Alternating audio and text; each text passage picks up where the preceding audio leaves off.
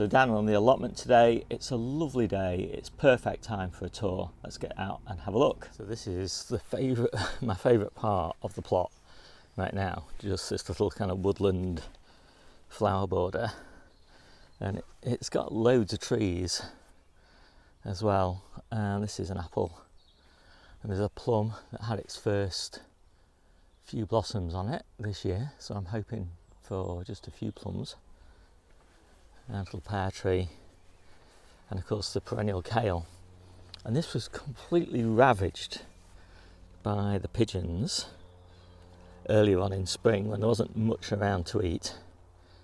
And of course now there's loads for them to eat, so they're off with more delicious foods, and it's fully just sprung back to life, which is amazing. And this is my cherry tree, and this is the first time again this has really flowered, and so this is really exciting because cherries are one of my favourite fruits, and I'm really looking forward to being able to snack on them here. I like eating cherries just before they're kind of fully red and ripe, and there's a little bit of a bite to them. That's just before the birds really like them, so hopefully I'll get to them first. Composting's going pretty well. I'm going to give you an update on my new composting system on Friday or thereabouts. I'm really happy with that because it's hard for me to source good quality compost at the moment, so I'm really working hard to make my own. And I'm rapidly replanting all the summer crops. I call them summer crops really, but a lot of them are actually autumn and winter crops, and even a few spring crops. But down here we had salad onions, they've all been harvested. And in their place, let's take a look underneath this net. We've got Brussels sprouts, onions down the centre, main crop onions, and leeks down the edges. And we will have, where that plastic bottle is there, and that plastic bottle is there, climbing squashes all the way down actually on that frame. And we'll have to see how all these interplants all work together. And you can see I plant my Brussels sprouts a little bit too close together. And the main reason for that is that the leaf harvest for us is as important as the sprout harvest. And so by packing them in, I get a really great leaf harvest, and I get a moderate, I would say, sprout harvest. So yeah, not amazing, but not too bad. And then here we've got one of 3, maybe 4 beds of main crop garlic, and that's thickening up pretty nicely. These plants were a bit late, but to be honest, I don't worry ever about garlic because we always have enough, so it's never an issue. And this is planted with strulch on top, and I'll do another video really reviewing the performance of the strulch after I've harvested the garlic and the onions, and we'll have a better idea of whether it caused any problems. But so far, for its main purpose, which is as a slug snail deterrent and a weed suppressant, and as a way of locking in moisture, it's performed really great in those roles. It's a little bit tricky to replant into, but it's not so bad. So I might even use it again, but again we'll just have to see its effect on the harvest. So here we've got some early onions, and it's interesting to see that all the ones in this first batch to the sort of centre of this bed, these are all grown from seed. These are all doing lovely. Just a very few of them actually starting to flower, but not many. It's been an extremely mild winter and spring so far, and it's no surprise really that a lot of these are going to seed. These are the ones that were grown from sets, and probably 50-60% of those are starting to flower. And we don't mind that because none of these are going to go into store. They're all really for eating fresh from now, May, through to August. And they're just as good as onions that haven't flowered for that purpose. Just remove the core and they're great. So in this bed we've got, this was field beans. Again, we've got more Brussels sprouts, a mix of red and green ones. I love the red ones myself. Again, onions down the centre. I don't know how well these onions will do. And again, I don't really care. There were spares. I've got loads of onions. I don't mind if they're small. I just want to fill the space. So I've got leeks down the outside. Back home, we've had a lot of problems with sawfly on the gooseberries. On the allotment, thankfully, so far, no problems. And don't those gooseberries look tempting? They're not far away from harvest now. This is my early Brassica bed. We've got calabrese and cauliflowers in the main in this bed. Some of the calabrese we've harvested, some of it's just starting. None of the cauliflowers yet, but that's great, don't mind about that. Provided they're out of the bed by July time, which is when this is scheduled to be replanted. No nets on here now. The only thing that's keeping the pigeons off are the Coke cans, and they seem to be doing a pretty good job, as they always do. So down here we've got the early Kales, and of course the ubiquitous mare's tail. These are my favourite, scarlet.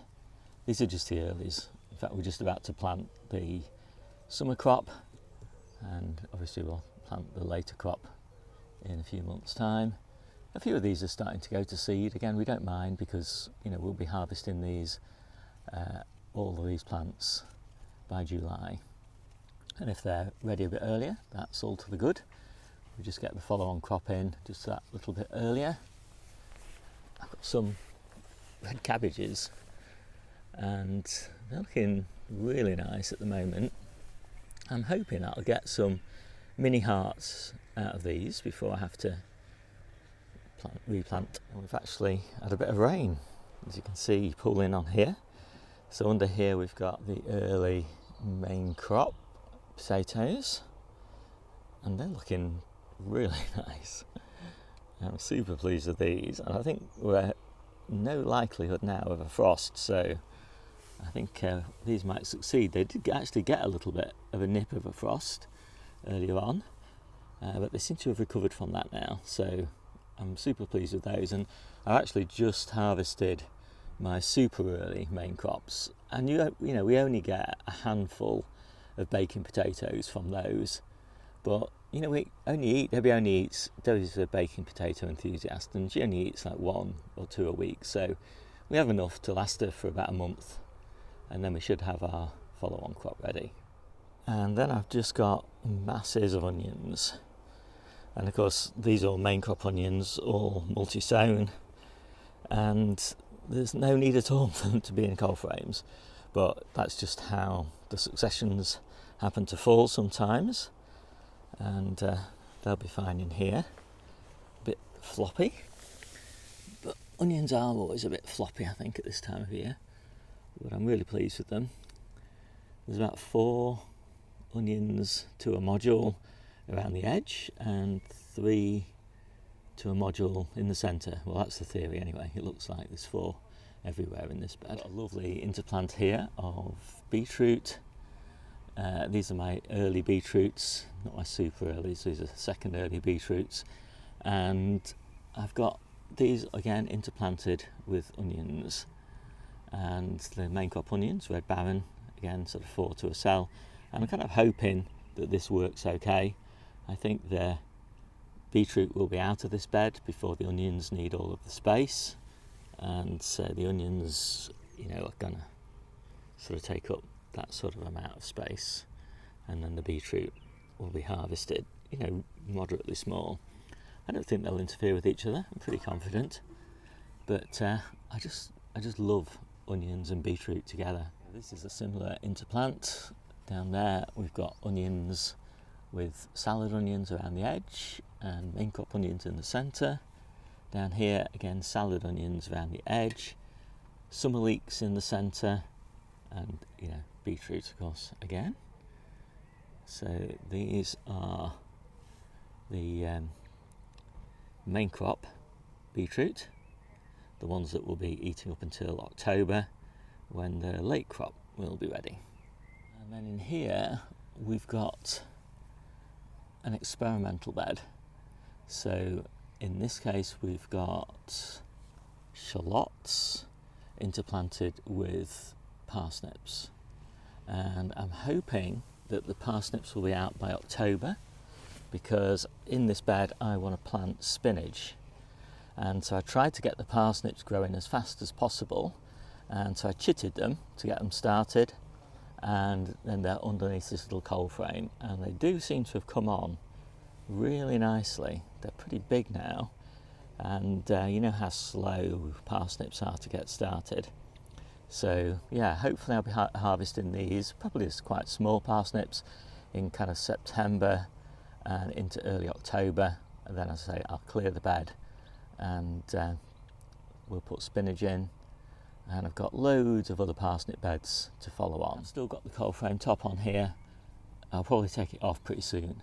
As soon as we get to kind of summer heat levels in the coal frame or beyond, then I'll take it off, so probably the middle to late May. This little bed's got its soil being pre-warmed, because I was going to plant early French beans in here. I was going to sow them direct, so it's kind of got this bubble wrap on top to keep the bed moist. It's been well watered, and so that moist bed has been heated, and it's really warm now, so it would be perfect for germinating French beans. But now I've decided to plant the French beans, the dwarf ones, in the polytunnel in front of the tomatoes, and so this means I've got a spare bed. I'm going to plant peppers in it, because I've already got 4 beds of peppers, but I've got enough plants for 5, because I always do a few spares. So 5 beds of peppers, that's exciting.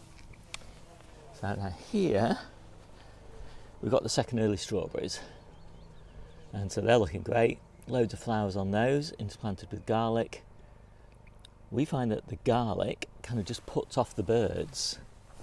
You know, they don't like all this kind of waving around in the wind. There's nowhere for them to land and kind of get at the strawberries. Well, that seems to be the case. We still obviously always have a few little losses, but it's not too bad.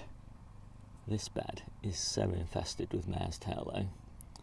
You know, I could harvest mare's tail every day and it would still seem to grow back by the day after. So this is another pepper bed in the making, and this little low tunnel is going to go over those peppers, because it's pretty much done its job now over the strawberries. So I'll just lift it over as soon as I've got these cabbages out. So I've kind of walked around the edge of the plot. So now we're going to go down the centre. So in here we've got more,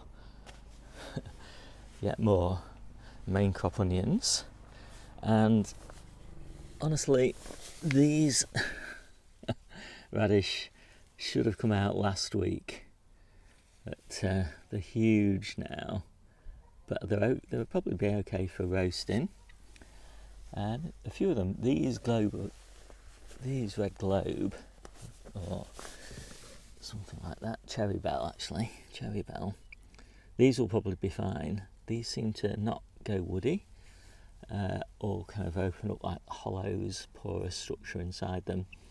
So yeah, so they're going to be okay. And this is just the point really at which they need to come out, because there you can see the sort of leaves are going to start getting in the way of the onions a bit. But yeah, it's been a great little interplant. And this was an old spinach bed, and that actually was an old winter spinach bed. And so this one now is Brussels sprouts grown for the leaf harvest. Then the sprouts tops in July, and then the actual sprouts in sort of early August, and then this bed will get replanted to lettuce. And then down here, early onions, and you can see these onions, you know, they're ready now. Obviously they're not going to go into store, they're just going to be eaten green, but they're looking absolutely top notch. A few of them going to seed, of course, like everything. Early peas, looking quite nice now. Starting to get the first few little peas forming. And these were under a low tunnel with these lettuces up until kind of the middle of April, I think. And I took the low tunnel off and just hammered these posts in, and then I just wrapped them with string, and they grow on pretty nicely. Lettuces are pretty much finished now. Next batch is ready back at home, so I should be harvesting most of these over the next 2 weeks. And then we've got asparagus. This is coming on really nicely. Needs harvesting. Just every time we come it needs harvesting. And then we've got salad onions. These are leader, I think, and you can start to see the purple on them. I love them, super sweet. And then I've just got some more onions down there, and those are tough ball, I think, so they might actually be ready by the beginning of July, even though they look pretty small now. And this crazy bed is what's left of the Asian greens. This has been an amazing experiment, trying to get Asian greens after winter lettuce, and it's worked brilliant. You know, we're still harvesting the tatsoi. These are actually still being harvested, but only into smoothie mixes because they don't make good eating in salads. But yeah, they're still useful. But this is a pepper bed, so all this will be out in a week or so. Here we've got calabrese. This is just starting to heart up. We've been eating calabrese now for about 6 weeks, and yeah, it's been a great addition to the diet, a real nice complement to the purple sprouting broccoli.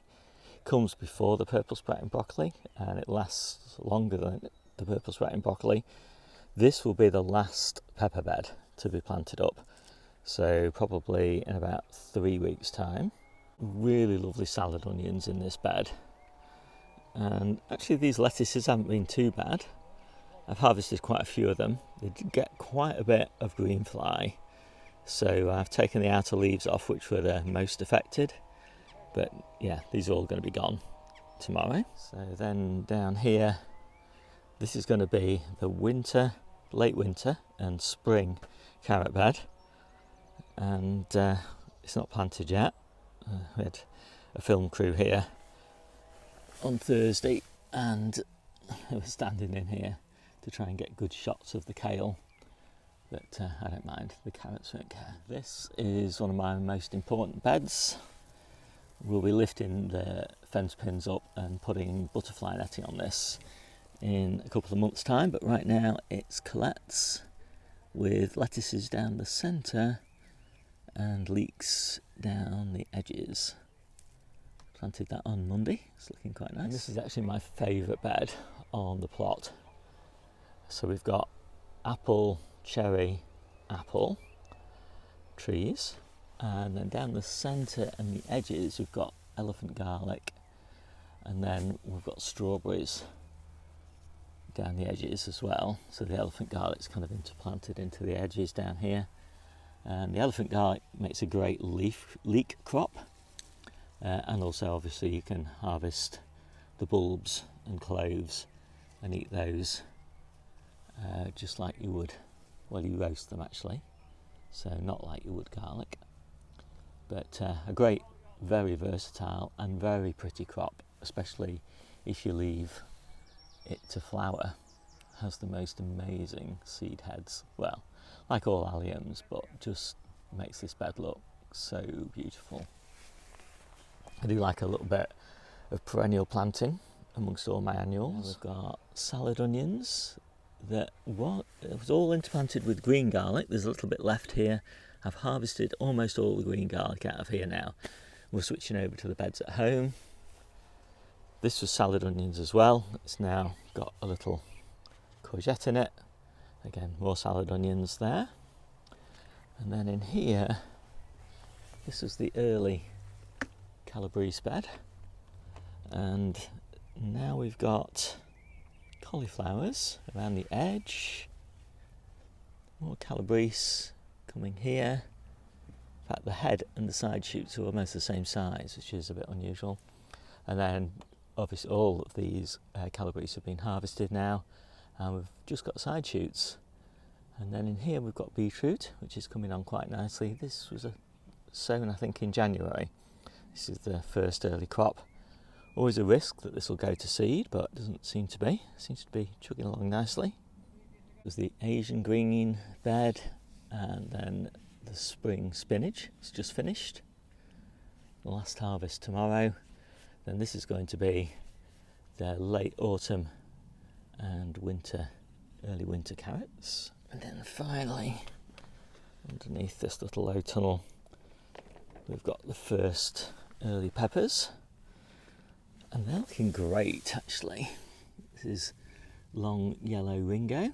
And can you see that it's just darkening up now? It won't be long before this is actually yellow. And there's some more here. And they're all fruiting nicely. I mean, they're not the biggest fruits, which is kind of what you'd expect from a first early. You know, you put a bit of effort in to get them early. You get a good early crop, but it's small, just like your first early potatoes are smaller than your main crops.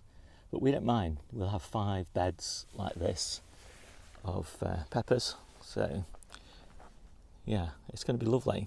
And my hope here is that I'll get a really nice crop here from these starting in June probably, and then in July, and then we'll get another crop in September and early October before we replant this bed for winter. Carrots are one of my favourite crops, and so it doesn't get any better than this. This is my summer carrot bed. It's looking great. Anyway, better get it covered up. Don't want the carrot fly getting in. And then we've got polytunnel. But I'm going to save this for another video because this one's already been plenty long enough. But suffice it to say, it's kind of chaos in here right now, and order will be restored in about a week's time when this all gets replanted with the summer crops. So I hope you like this quick video. If you want more details of the way that I grow, look in the description. There's links to my book and my diary and loads of other resources. So yeah, feel free, take a look in there. It's all free. My name's Steve. This is the Seaside Kitchen Garden and Allotment channel, and I'll see you soon.